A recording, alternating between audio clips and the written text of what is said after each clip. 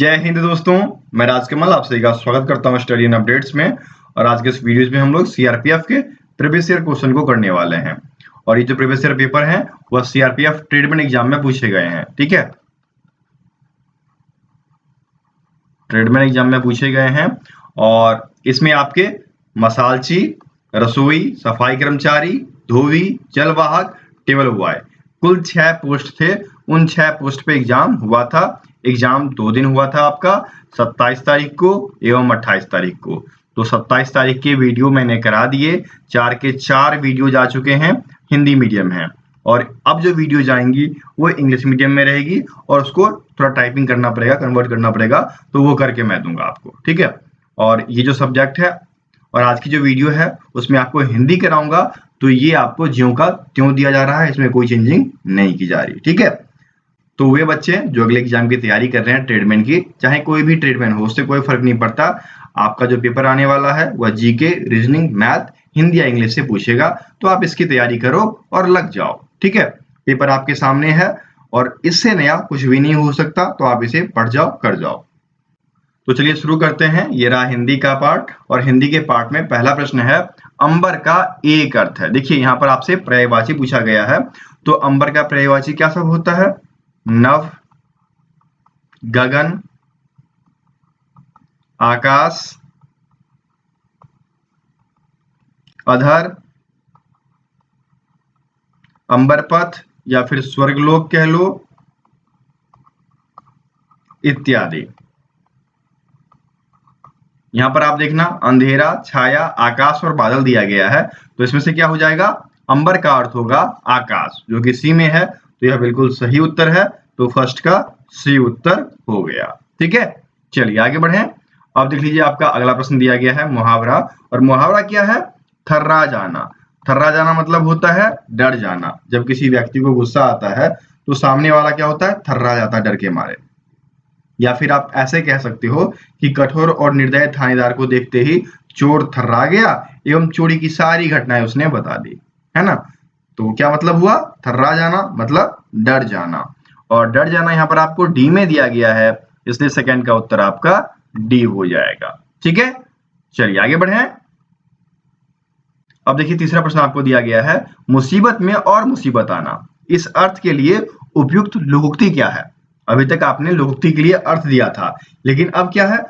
अर्थ दे दिया, लोकोक्ति पूछा है। यहाँ पर आपको दिया गया है, सिर मुड़ते ओले परे, दूसरा है कंगाली में आटा गीला, सी है खोदा पहाड़ निकली चुहिया, डी है हाथी निगल गया दुम रह गई। ठीक है, तो ये अर्थ किसका हो जाएगा? कंगाली में आटा गीला। जब व्यक्ति परेशानी में हो और परेशानी आ जाए तो उस समय हम कहते हैं कि इसका कंगाली में आटा गीला हो चुका है। ठीक है, तो थर्ड का उत्तर क्या हो जाएगा? थर्ड का उत्तर आपका बी हो जाएगा। आगे बढ़े। चौथा आपको दिया गया है, पूर्व और उत्तर के बीच की दिशा, वाक्यांश के लिए एक शब्द क्या होगा? देखिए आपको दिशा का ज्ञान भी होना चाहिए। एक शब्द तो आप लिख दोगे, लेकिन दिशा का ज्ञान भी होना चाहिए। उत्तर, दक्षिण, पूरब, पश्चिम। ठीक है, अब इसको इस तरीके से कट कर लो, ये डायरेक्शन और ये डायरेक्शन। तो उत्तर और पूरब का जो भाग होता है वह ईशान कोण कहलाता है। क्या कहलाता है? ईशान कोण। नीचे वाला भाग दक्षिण पूर्व जो होता है वह अग्रेय, या आप अग्नि कह सकते हैं, अग्नि कोण। ठीक है, उसके बाद फिर आपका देखिए पश्चिम और दक्षिण, तो ये होता है नैऋत्य कोण, नैऋत्य कोण। ठीक है, और पश्चिम और उत्तर जो होता है यह आपका हो जाता है वायव्य, वायव्य, यह आपका हो जाता है वायव्य। ठीक है, समझ गए? तो इसमें क्या पूछा आपसे? उत्तर और पूर्व के बीच का, तो ये आपका आ गया ईशान कोण। ईशान कोण आपके डी में दिया गया है, तो फोर्थ का उत्तर आपका डी हो जाएगा। ठीक है, चलिए आगे बढ़े। अब देख लीजिए पांचवा आपको दिया गया है, निम्नलिखित में से किस विकल्प में सभी शब्द पुरुषवाचक सर्वनाम है? यहाँ पर जो है पुरुषवाचक सर्वनाम के बारे में बातचीत की गई है। तो आप देखना, पहला दिया गया है कौन, क्या, वे। ठीक है, तुम, आप, यह, मैं, कौन। डी में दिया गया है मैं, तुम, आप। आप यहाँ पर देखना, मैं हो गया, तुम हो गया, आप हो गया, ये सभी कहाँ लगाते हैं? ये सभी आपके पुरुषवाचक सर्वनाम में लगता है। ठीक है, बाकी आप देख लो कौन दे दिया, ये पुरुषवाचक है नहीं है ना, यहाँ यह दे दिया, यहाँ कौन दे दिया, तो इन सभी में जो है पुरुषवाचक नहीं है। इसमें आपका डी वाला ऑप्शन जो है मैं, तुम, हम, आप, ये सभी पुरुषवाचक सर्वनाम होते हैं। ठीक है, तो 5 का उत्तर क्या हो जाएगा, डी हो जाएगा। आगे बढ़ते हैं, छठा आपको दिया गया है अली कली पर मंडराए। अली कली पर मंडराए, कली मतलब फूल, मंडराना मतलब घूमना, तो यहाँ पर अली कौन हो जाएगा बताइए, नाग, भौरा, चिड़िया, मक्खी, क्या होगा, भौरा हो जाएगा। फूल पे कौन मंडराता है, भौरा मंडराता है, इसलिए 6 का उत्तर क्या हो जाएगा, बी हो जाएगा। ठीक है, यदि आप लोगों को पीडीएफ वगैरह चाहिए तो वो सभी मैं प्रोवाइड करता हूँ। हमारा व्हाट्सएप नंबर है 7979946092। ठीक है, एक चार्ज है 111 का, उसके अंतर्गत आपको सारी पीडीएफ दी जाती है। यदि इसके बारे में जानकारी चाहिए तो चलिए मैं एक बार आपको बता देता हूँ। एक नॉर्मल सा फीस है सीआरपीएफ एग्जाम के लिए 111 का, ये ऑल इन वन फीस है। इसमें आपको चैप्टर वाइज और प्रैक्टिस सेट्स दोनों दिए जाते हैं और साथ में आपको करंट अफेयर। ठीक है, करना क्या होगा, यदि आपको इनके पीडीएफ चाहिए तो आप हमें व्हाट्सएप पर मैसेज करेंगे और फिर आपको मैं डिटेल्स दे दूंगा वहां पे। ठीक है, यदि आप इंटरेस्टेड होंगे तो आप हमें पेमेंट जो है 111 रुपए का कर ठीक है, एक नॉर्मल सा शुल्क है, इस शुल्क को पे करके उसका स्क्रीनशॉट हमें भेजेंगे व्हाट्सएप पर, मैं आपको वहां पर पीडीएफ भेज दूंगा, व्हाट्सएप या टेलीग्राम। यदि व्हाट्सएप पर कॉन्टेक्ट नहीं हो पा रहा तो टेलीग्राम पे कर लो। ठीक है, टेलीग्राम या फिर व्हाट्सएप, दो एप्लीकेशन है जहां आप कॉन्टेक्ट कर सकते हैं। ठीक है, चलिए आगे बढ़े। 7वां प्रश्न आपको दिया गया है, निम्नलिखित विकल्पों में से कौन सा एक युग्म विलोम युग्म नहीं है। पहले विलोम पूछा जाता था लेकिन अब क्या है, युग्म दे देता है, और इसमें कौन सा विलोम नहीं है ये बताना है। हंसना, उसका उल्टा होता है रोना। अगम, सुगम, सुगम का अगम पढ़ा है ना। विरक्त, अनुरक्त, सही है। हार पराजय, हार पराजय तो समानार्थी हो गए। ठीक है, समानार्थी शब्द है ये, हार का जीत होता है। ठीक है, तो उत्तर क्या हो जाएगा, 7 का उत्तर डी हो जाएगा कि ये जो है विलोम के युग्म नहीं है। चलिए आगे बढ़े। अब देखिए 8वां आपको दिया गया है, निम्नलिखित विकल्पों में से निरूपाय के सही संधि विच्छेद का चयन कीजिए। निरूपाय, निजोरूपाय बराबर निरूपाय। ठीक है, ये क्या है, विसर्ग संधि है। कौन सी संधि है, विसर्ग संधि है। इस बार जो है विसर्ग संधि खूब पूछ रहा है, तो 8 का उत्तर क्या हो जाएगा, डी हो जाएगा। लास्ट वीडियो में भी 2 विसर्ग संधि पूछे गए थे। ठीक है, चलिए आगे बढ़ते हैं। 9वां आपको दिया गया है, तिरस्कार का संधि विच्छेद कीजिए। तिरह जोर कार, ठीक है, ये देखिए आपको दिया गया ना, तिरह जोर कार, ये भी विसर्ग संधि है, और इसमें भी देख लीजिए 2 क्वेश्चन पूछ ही दिया संधि से। ठीक है, तो संधि आपको तैयार कर लेना है। तो 9 का उत्तर क्या हो जाएगा, 9 का उत्तर आपका सी हो जाएगा। चलिए आगे बढ़े। अब देख लीजिए क्या दिया गया है 10th, श्रावण हरेना भादो सुखे, इस लोकोक्ति का अर्थ क्या है। इसका मतलब हो गया कि हमेशा एक सा व्यवहार करना किसी व्यक्ति से, या हमेशा एक सा बना रहना। ठीक है, तो उसको बोला जाता है श्रावण हरेना भादो सुखे। तो सर्वदा एक सा, जो कि डी में दिया गया है, इसलिए 10 का उत्तर क्या हो जाएगा, डी हो जाएगा। क्लियर है ना। चलिए आगे बढ़े। 11 दिया गया है, हिरणी का पुल्लिंग क्या होगा। हिरण का स्त्रीलिंग क्या होता है, हिरणी ना। उत्तर क्या हो जाएगा, 11 का सी उत्तर हो जाएगा। बहुत ही आसान पेपर बनाया गया था हिंदी का इस बार। जैसे कि मैंने पिछले पेपर में एनालाइज किया कि हिंदी, रीजनिंग ये दोनों हल्के थे, और मैथ में आपके 30 क्वेश्चन पूछे गए थे। इसमें से 5 क्वेश्चन बहुत ही मतलब वीवीआई टाइप के थे और उसका क्वालिटी बहुत हार्ड था, बाकी 25 क्वेश्चन नॉर्मल थे। ठीक है, उसके बाद आप देख लीजिए जीके, इसमें कोई भी नहीं सका, क्योंकि ये जो है कहीं से भी उठा के पूछ दिया गया है। करंट अफेयर है, एस्थेटिक है, तो जीके में बच्चे नहीं सके, और ना ही अनुमान किसी का चला। हिंदी, रीजनिंग, मैथ ये ठीक रहे हैं, इसी पे बच्चे नंबर लाएंगे। ओके, तो मैं आपसे आशा करता हूं यदि आप वीडियोस देख रहे हैं तो उन वीडियोस को देखें और सीखें कि क्या पूछा गया है। आपको सिमिलर वैसी ही तैयारी करनी है, तभी जाकर आप सक्सेसफुल होंगे। ठीक है, चलिए आगे बढ़े। 12 दिया गया है, निम्नलिखित वाक्य को तत्सम शब्द के माध्यम से पूर्ण करना है। तो संस्कृत के मूल शब्द को तत्सम शब्द कहते हैं, ठीक है, और बदले हुए शब्द को तद्भव कहते हैं। यहाँ क्या दिया गया है, मेरे पुत्र की डैश है, बीवी, वधु, बहू, बेगम। क्या हो जाएगा, बेगम उर्दू शब्द है, बीवी हिंदी शब्द है, और यहाँ पर वधु और बहू ये दो हैं, तो इसमें आपका पुत्र दिया गया है तो पुत्र की वधु हो जाएगा। ठीक है, पुत्र की वधु, वधु जो है तत्सम शब्द है, तो उत्तर क्या हो जाएगा आपका 12 का उत्तर आपका बी हो जाएगा। ओके, चलिए आगे बढ़े। 13 आपको दिया गया है, भा जोड़ कर भास्कर, भा जोड़ कर भास्कर। क्या पूछा, कौन सी संधि है? देखिए यहाँ पर विसर्ग लगी पड़ी है ना, तो ये क्या हो जाएगा, विसर्ग संधि हो जाएगा। इसमें तो कुछ सोचना ही नहीं था, तो 13 का उत्तर आपका ये हो जाएगा। 28 तारीख वाले बच्चों को मार्क्स ज्यादा आने वाले हैं, लेकिन नॉर्मलाइजेशन में 27 तारीख वालों को उतना कर दिया जाएगा। ठीक है, चलिए आगे बढ़े। अब देखिए 14वां दिया गया है, माली कुछ फूल तोड़कर लाया। वाक्य का स्त्रीलिंग में परिवर्तित सही रूप है, माली कुछ फूल तोड़कर लाया, तो माली का क्या हो जाएगा, मालिन, मालिन कुछ फूल तोड़कर लाई। ठीक है, ये हो जाएगा।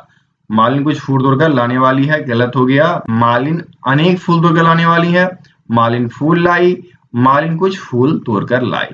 वाक्य जैसा का तैसा रहेगा, बस यहाँ पर जो पुल्लिंग था उसको स्त्रीलिंग में परिवर्तित कर देना है। ठीक है, तो उत्तर क्या हो जाएगा 14 का, 14 का उत्तर आपका डी हो जाएगा। चलिए आगे बढ़े। चलिए आगे बढ़ते हैं। 15 आपका दिया गया है, यह मूंग और मसूर की दाल। इस लोकोक्ति का अर्थ क्या है? तो इसका मतलब होता है कि योग्यता से अधिक पाने की इच्छा। ठीक है, आप कैपेबल नहीं हो लेकिन आपको इच्छा होती है कि वो चीजें मुझे मिल जाए, तो ये होता है यह मूंग और मसूर की दाल। ठीक है, तो उत्तर क्या हो जाएगा, 15 का उत्तर आपका ए हो जाएगा। चलिए आगे बढ़े।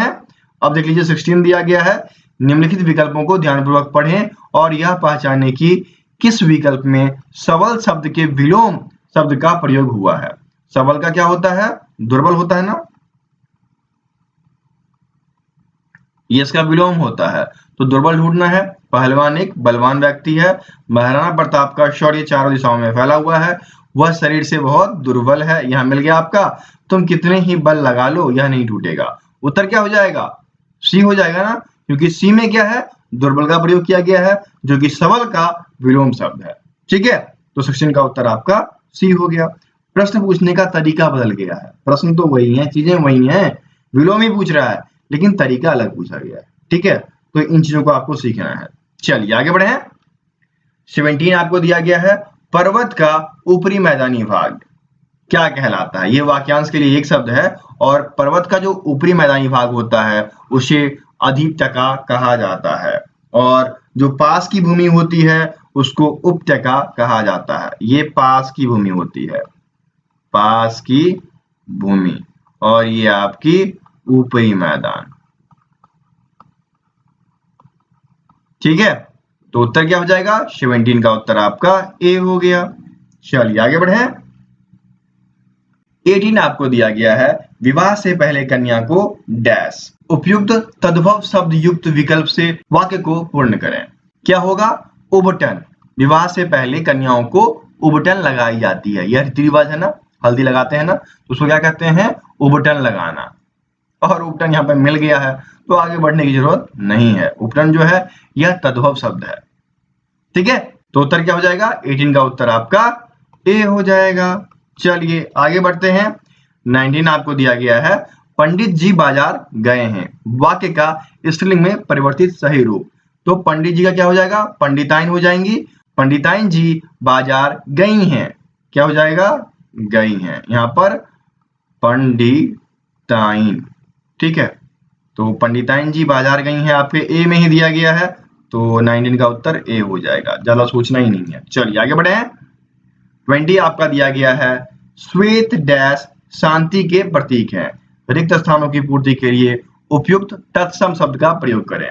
तो संस्कृत के मूल शब्द तत्सम शब्द होते हैं, और यहाँ पर आपको दिया गया है कपोत, कबूतर, पंछी, मोर। यहाँ पर जो है कपोत और कबूतर यह संस्कृत वाला शब्द है, यह हिंदी वाला शब्द है, और यहाँ पर हमें क्या लेना है, तत्सम, तो हो जाएगा कपोत। ठीक है, श्वेत कपोत शांति के प्रतीक हैं। ठीक है, या फिर सफेद कबूतर। ठीक है, कबूतर जो है सफेद के साथ लगेगा, कपोत दे दिया तो श्वेत के साथ लगेगा। इस तरीके से आपको समझना है, ठीक है। तो 20 का उत्तर क्या हो जाएगा? ए हो जाएगा। चलिए आगे बढ़े। अब देख लीजिए 21 दिया गया है, किसी को धोखे में डालना या धोखा देना। उपयुक्त वाक्य का उचित मुहावरा क्या होगा? देखिए कहते हैं ना झांसा देना, झांसा देना इसका मतलब होता है किसी को धोखे में डालना या धोखा देना। तो उत्तर आपका सी हो जाएगा।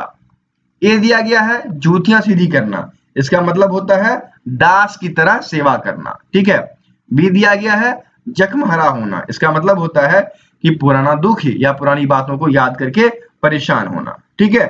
और डी दिया गया है झाड़ू से बात करना, जो कि आपकी पत्नियां क्या करेगी? गुस्से में उठाई झाड़ू फेंक मारेगी। उस चीज को यहाँ मुहावरे में कन्वर्ट कर दिया, झाड़ू से बात करना मतलब गुस्से में बात करना, ठीक है। तो 21 का उत्तर क्या हो जाएगा? सी हो जाएगा। आगे बढ़े। 22 दिया गया है निर्धनता का विलोम निम्न में से है। निर्धनता गरीबी ना अमीरी, इसका उल्टा क्या हो जाएगा? निर्धनता धनाढ्यता, ठीक है। तो धनाढ्यता आपका ये बी में दिया गया है, तो उत्तर क्या हो जाएगा आपका? 22 का उत्तर आपका बी हो जाएगा, ठीक है ना। चलिए आगे बढ़े। 23 दिया गया है एक अनार 100 बीमार लोगों का उपयुक्त अर्थ है। इसका मतलब कि एक वस्तु है और चाहने वाले या लेने वाले बहुत ज्यादा हैं। इसका क्या मतलब हो जाएगा? वस्तु में कम चीजें कम, मांग उसकी ज्यादा। तो उत्तर क्या हो जाएगा? 23 का उत्तर आपका सी हो जाएगा, ठीक है। आगे बढ़े। 24 आपको दिया गया है जी कहो जी कहलाओ। उपयुक्त लोकोक्ति का उचित अर्थ क्या है? ये कब प्रयोग में आता है? जब आप किसी से सम्मान पाना चाहते हैं, ठीक है। अपने दोस्तों से ही सम्मान पाना चाहते हैं तो उसको जी कह के बात करते हैं, मतलब सम्मान देने पर सम्मान प्राप्त होता है, ठीक है। तो 24 का उत्तर क्या हो जाएगा आपका? ए हो जाएगा। चलिए आगे बढ़े। 25 आपका दिया गया है हाथी को डैश नियंत्रित करता है। उपयुक्त वाक्य के रिक्त स्थानों की पूर्ति तत्सम शब्द द्वारा करनी है। तो हाथी को जो है महापात्र करता है ना। तो महापात्र आपके सी में दिया गया है, तो 25 का उत्तर सी हो जाएगा, ठीक है। चलिए आगे बढ़े। अब देख लीजिए क्या दिया गया है कंप्रीहेंशन, और 5 प्रश्न इससे आएगा। ये आपका गाद्यांश हो गया। पहले गाद्यांश को पढ़ लीजिए। तो चलिए गाद्यांश को पढ़ लेते हैं। गाद्यांश दिया गया है गांधी जी मूलतः धर्मप्राण व्यक्ति हैं।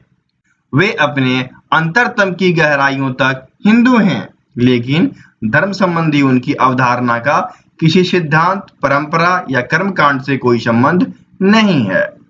उनका बुनियादी सरोकार उन नैतिक नियमों में उनके दृढ़ विश्वास हैं जिन्हें वे सत्य या प्रेम का नियम कहते हैं। सत्य और अहिंसा इन दोनों शब्दों को वे एक ही अर्थ के लिए अदल बदल कर इस्तेमाल करते हैं। उनका दावा है कि वे हिंदू धर्म की मूल भावनाओं को समझते हैं। उन्होंने हर उस सिद्धांत और व्यवहार को नामंजूर किया जो उनकी आदर्शवादी व्याख्या से मेल नहीं खाता था। वे सबसे ऊपर नैतिक नियमों की सत्ता मानते हैं, वह भी उस रूप में जिस रूप में उन्हें खुद उन्हें समझा है। जीवन के अन्य पक्षों की तरह औसत आदमी के लिए इससे राजनीतिक में परेशानी और अक्सर गलतफहमी पैदा होती है, लेकिन कोई बाधा उन्हें अपनी पसंद के सीधे रास्ते से नहीं हटा पाती, क्योंकि एक सीमा के भीतर वे बराबर अपने को बदलती हुई स्थिति के अनुरूप ढालते चलते हैं। वे हमेशा खुद अपने से शुरुआत करते हैं। उनकी कथनी और करनी में इतना मेल है जितना हाथ और दस्ताने में। तो आपने पढ़ लिया, ये गांधी जी के बारे में था और इससे जुड़े प्रश्न आपको पूछे जाएंगे। चलिए तो प्रश्न करते हैं। 26 दिया गया है किन शब्दों को गांधी जी एक ही अर्थ के लिए अदल बदल कर प्रयोग करते थे? तो सत्य और अहिंसा था ना। उत्तर क्या हो जाएगा? 26 का उत्तर आपका ये हो जाएगा। कहां दिया गया था? ये रहा आपका। अर्थ के लिए अदल बदल कर प्रयोग करते थे किसको? वे सत्य और अहिंसा को, ठीक है ना। चलिए आगे बढ़े। 27 दिया गया है गांधी जी किस प्रकार के व्यक्ति थे? तो सबसे पहले दिया गया है गांधी जी मूलतः धर्मप्राण व्यक्ति थे। तो धर्मप्राण ढूंढो, आपके ए में ही दिया गया है, तो 27 का उत्तर आपका ए हो जाएगा, ठीक है। चलिए आगे बढ़े। 28 दिया गया है कथनी तथा करनी की तुलना किससे की गई है? तो कथनी और करनी की तुलना हाथ और दस्ताने से की गई है। तो दस्ताने और हाथ आपके बी में दिया गया है, तो उत्तर आपका बी हो जाएगा। ठीक है, चलिए आगे बढ़े। 29 आपका दिया गया है, धन संबंधी अवधारणा का संबंध किससे नहीं है? तो धन संबंधी अवधारणा का संबंध परंपरा और कर्मकांड से नहीं है। ठीक है, ये देखिए दिया गया है ना, लेकिन धर्म संबंधी उनकी अवधारणा का किसी सिद्धांत, परंपरा या कांड से कोई संबंध नहीं है। तो उत्तर क्या हो जाएगा 29 का? बी हो जाएगा। चलिए आगे बढ़े, और ये आपका आखिरी प्रश्न है। क्या दिया गया है? इसमें दिया गया है गलतफहमी के लिए पर्यायवाची शब्द होगा। तो गलतफहमी के लिए जो पर्यायवाची शब्द है वह है भ्रम। भ्रम पालते हैं ना लोग, ठीक है, भ्रम इस प्रकार से भी लिखा मिलेगा, और ऐसा यहाँ पर दिया गया है तो ये सही नहीं है, लेकिन भ्रम इस प्रकार से लिखा जाता है। तो उत्तर क्या हो जाएगा 30 का? ए उत्तर हो जाएगा। ठीक है, और चलिए एक प्रश्न मैं पूछता हूं, पंछी, पंछी का पर्यायवाची बताना है आपको आज के सवाल के रूप में। आज का सवाल जो है वह है पंछी का पर्यायवाची। ये आपको कमेंट बॉक्स में कमेंट करने हैं। यदि आपने वीडियो अंतिम तक देखा है तो कमेंट करना बिल्कुल ना भूलें। ठीक है, देखिए आपको पीडीएफ के लिंक कहाँ मिलेंगे मैं आपको बता देता हूँ। ठीक है, ये रहा आपका सोमोर में जाएंगे आप, और देखिए आपको लिंक्स दे दिया गया है। सिलेबस चाहिए तो सिलेबस पे क्लिक कीजिए, ग्रुप में ज्वाइन होना है तो ये रहा आपका व्हाट्सएप ग्रुप, पीडीएफ चाहिए आपको इस वीडियो का तो इसके लिए यहाँ पर क्लिक कर देंगे, ये आपका ऐसे खुल जाएगा। ठीक है, और जैसे ही खुला आप इसे आसानी से डाउनलोड कर सकते हैं। यदि हिंदी मीडियम वाले हैं तो ये रहा आपका हिंदी मीडियम, इस पे क्लिक कर लेना। ये क्लिक करेंगे आपका इस प्रकार से पीडीएफ खोल के चला आएगा। ठीक है, ये हिंदी मीडियम वाला हो गया। यदि आप इंग्लिश मीडियम वाले हैं तो आप ये नीचे वाले पे, ये जो दूसरा मैंने दिया है ये इंग्लिश मीडियम के लिए है, इस पे क्लिक कर देंगे। ये आपके इंग्लिश मीडियम का है तो इंग्लिश मीडियम वाला खुल के चला आएगा। आपको जो डाउनलोड करना है आप डाउनलोड कर लीजिए। और यदि सीआरपीएफ के और भी पीडीएफ चाहिए तो यहाँ सीआरपीएफ पे जाइए, आपको सभी कुछ खुल के चला आएगा। कहाँ पर क्या पीडीएफ है, सिलेबस क्या है, सभी कुछ यहाँ पर डाल दिया गया है। टेस्ट सेट किधर है, सब कुछ है। ठीक है, मिलते हैं फिर अगले वीडियो में, तब तक के लिए जय हिंद।